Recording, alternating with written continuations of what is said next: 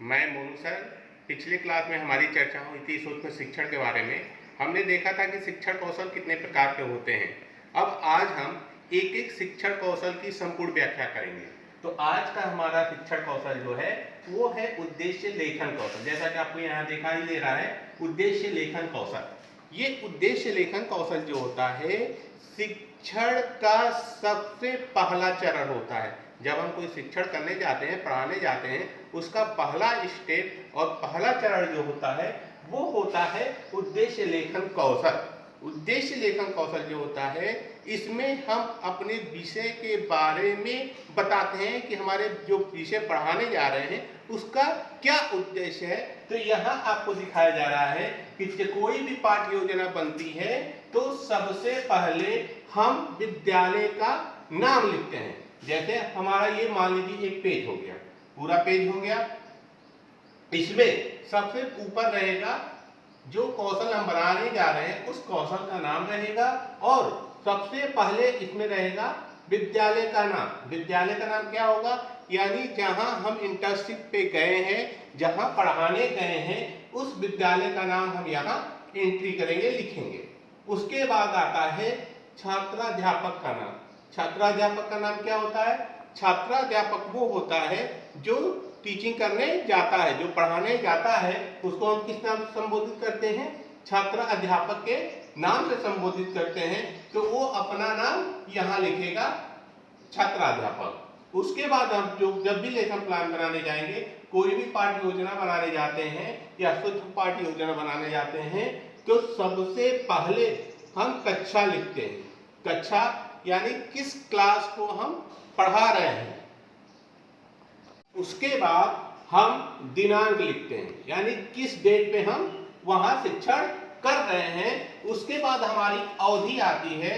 अवधि जो होती है ये होती है समय, यानी हमारा ये जो सूक्ष्म शिक्षण चल रहा है या उद्देश्य लेखन कौशल चल रहा है, ये कितने मिनट का था। तो जनरली जो उद्देश्य लेखन कौशल होते हैं, जो शिक्षण कौशल होते हैं, वो 5 से 6 मिनट के होते हैं एक एक, जैसा कि पिछले वीडियो में आपको बताया गया है।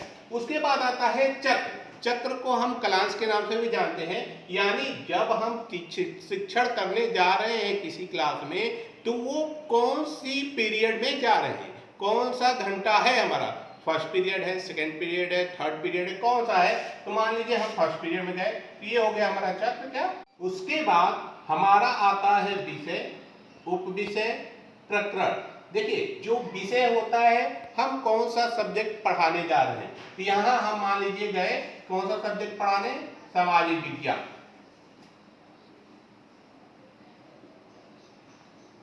यहाँ आप साइंस भी कर सकते हैं, विज्ञान भी कर सकते हैं, जो सब्जेक्ट आप पढ़ाने जा रहे हैं वो।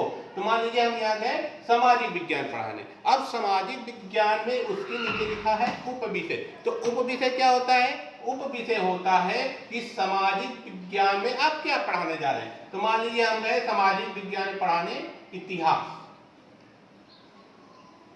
हम यहाँ भूगोल भी लिख सकते हैं, अर्थशास्त्र भी लिख सकते हैं, यानी सामाजिक विज्ञान के अंतर्गत जो जो सब्जेक्ट आते हैं वो उसमें से कोई लिख सकते हैं जो जिसमें हमको शिक्षण करना है। तो हम यहाँ लिखिए इतिहास उप विषय में।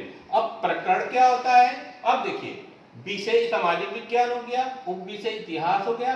प्रकरण जो होता है, अब हम इतिहास में क्या पढ़ाने जा रहे हैं, कौन सा टॉपिक पढ़ाने जा रहे हैं, वो हमारा होता है प्रकरण। लेकिन उद्देश्य लेखन कौशल में हम अभी प्रकरण की चर्चा नहीं करेंगे, क्योंकि यहाँ जो प्रकरण की चर्चा होती है वो प्रस्तावना प्रश्न में, या जिसको हम प्रस्तावना कौशल कहते हैं, उसमें प्रकरण की चर्चा होती है, जो हमारा प्रकरण होता है।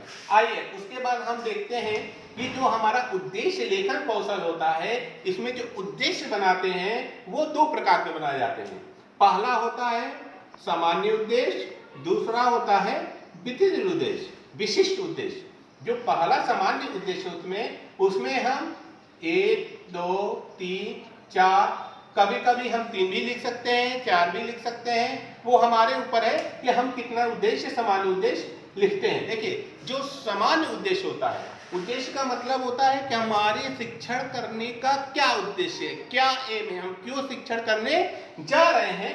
तो जो सामान्य उद्देश्य इसका होगा वो पहला पॉइंट हो जाएगा कि हम बच्चों को विषय के बारे में सामान्य जानकारी देंगे या फिर बच्चे विषय के बारे में सामान्य जानकारी प्राप्त करेंगे। और दूसरा जो होगा वो हो जाएगा बच्चों में विषय के प्रति जिज्ञासा उत्पन्न करना। ये हमारा क्या होता है, सामान्य उद्देश्य होता है। पहला हो गया कि बच्चों को विषय के बारे में सामान्य जानकारी देना, दूसरा हो गया कि बच्चों को विषय के बारे में जिज्ञासा उत्पन्न करना। ऐसे आप 2, 3 चाहे जितने भी हो उतने फॉर्मेट बना सकते हैं, जो हमारा होता है क्या, सामान्य उद्देश्य।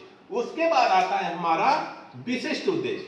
विशिष्ट उद्देश्य में यहाँ आप देख रहे हैं कि यहाँ 3 हेडिंग दी गई है। पहला है ज्ञानात्मक उद्देश्य, दूसरा है भावात्मक उद्देश्य, तीसरा है क्रियात्मक उद्देश्य। देखिए, जो विशिष्ट उद्देश्य होते हैं उसके अंतर्गत ये 3 पॉइंट आते हैं, ज्ञानात्मक, भावात्मक और क्रियात्मक। तो देखिए, यहाँ जो हमारा ज्ञानात्मक उद्देश्य है, ज्ञानात्मक उद्देश्य का मतलब हुआ कि हम बच्चों में अधिक से अधिक ज्ञान का संचय कर सके, अधिक से अधिक उनको ज्ञान प्रदान कर सके, वो होता है हमारा ज्ञानात्मक उद्देश्य। उसके बाद आता है भावात्मक उद्देश्य। भावात्मक उद्देश्य क्या होता है, देखिए, कोई भी व्यक्ति एक दूसरे से तभी जुड़ता है जब उसके भाव और विचार एक दूसरे से मिलते हैं, तभी वो एक दूसरे से जुड़ता है। तो हम भावात्मक उद्देश्य में बच्चों के भाव और विचार को विकसित करेंगे ताकि वह एक दूसरे से, एक शिक्षक अध्यापक से एक शिक्षक छात्र से जुड़ सके। ये होता है हमारा भावात्मक उद्देश्य। उसके बाद आता है हमारा क्रियात्मक उद्देश्य। क्रियात्मक उद्देश्य नाम से ही दिखता है, क्रियात्मक यानी क्रिया करना। यानी जब बच्चा विषय के बारे में जानकारी प्राप्त कर लिया और उससे संबंधित अपने जीवन में उसका उपयोग किया, वहां पर हमारा क्रियात्मक उद्देश्य क्या हो गया, सफल हो गया। यही होता है हमारा क्रियात्मक उद्देश्य। इसी क्रियात्मक उद्देश्य के बाद हमारा उद्देश्य लेखन कौशल का जो फॉर्मेट है यहाँ समाप्त हो जाता है।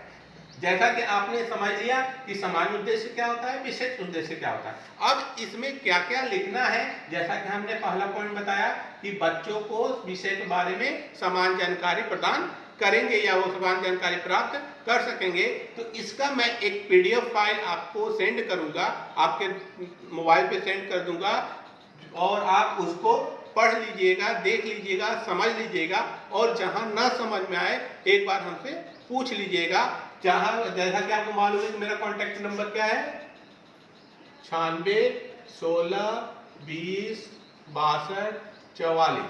मेरा कॉन्टैक्ट नंबर है 9616206244। आप इस पे कॉल कर लीजिए या व्हाट्सएप मैसेज कर दीजिए, आपको PDF फाइल मिल जाएगी। उद्देश्य लेखन कौशल के बाद जो हमारा कौशल है वो प्रस्तावना कौशल है, जिसको हम अगले क्लास में आप लोगों को बताएंगे, उसके बारे में विस्तृत चर्चा करेंगे।